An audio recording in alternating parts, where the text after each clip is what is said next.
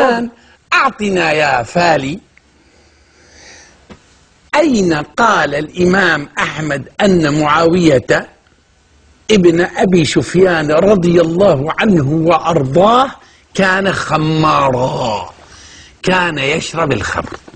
شوف، أنا أعدك وعد، والآن الشهود من الشيعة قبل السنة، وأنا أقبل الشيعة، اتركوا أهل السنة. يا شيعة، إذا كان بيثبت لنا أن الإمام أحمد قال أن معاوية رضي الله عنه كان خمارا وكان يشرب الخمر، لألعننه أو لألعنن الكاذب. عيب، والعيب الكذب، والله عيب، صد للناس. عبد الحسين، السلام عليكم. عليكم السلام ورحمة الله وبركاته. تفضل يا ثائر. حياكم الله. تفضل يا ثائر. نعم هذه صفتي عبد الحسين، أنا أتفاخر أن أكون عبد للحسين وعبد لآل محمد. والله وأنا أفخر أن أكون عبدا لله وحده. تفضل. أنا بمعنى عبد بمعنى خادم، لأن الله سبحانه وتعالى يقول: وانكحوا الأيام منكم والصالحين من عبادكم. نعم، وأنا عبد لله وخادم لكل الناس ولكل المسلمين. تفضل. ورسول الله يقول في حديثه الصحيح: أنا محمد بن عبد الله بن عبد المطلب. عبد المطلب ماذا تقول فيه؟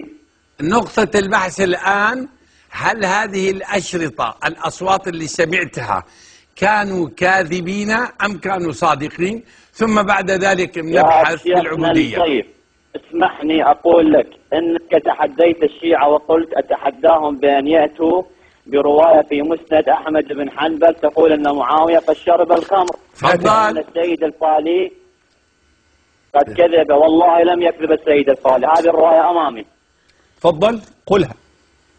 نعم، مسند أحمد في باب باقي مسند الأنصار، حديث بريدة الأسلمي، ترجع الرقم الصفحة، أنه عن عبد الله بن بريدة قال: دخلت أنا وأبي على معاوية فأجلسنا على الفرش، ثم أتينا بالطعام فأكلنا، ثم أتينا بالشراب فشرب معاوية، ثم ناول أبي، ثم قال: ما شربته منذ حرمه رسول الله صلى الله عليه وسلم كما تقولون، وصلى الله عليه وآله كما نقول. قال معاوية: كنت أجمل شباب قريش وأجوده ثغرا، وما شيء كنت أجد له لذة كما كنت أجد أنا شاب غير اللبن أو إنسان حسن الحديث يحدثني هذا الحديث يا حبيبي يا عرعور في مسند أحمد بن حنبل. تقول: نحن لا نكذب، والله العظيم. خلاص، واحدة. كذب. لحظة، أنت تعبد شاب أمرد. الآن دعك من الشاب الأمرد، خلينا الآن في كذبكم على معاوية. وجدت الحديث؟ نعم. تفضل. نعم. الآن وجدت الحديث؟ نعم. وجدت الحديث؟ نعم. وجدت الحديث؟ نعم. وجدت الحديث؟ نعم. أريد أن أرى هذا الفصل غدا، وتحت منه يريد أن يفر من ثائر محسن الدراجي الفارس الهمام. قل ما شئت. تفضل يا أسامة يا حبيبي، قل ما شئت بمثبتي، فسكوت عن اللئيم هو الجواب.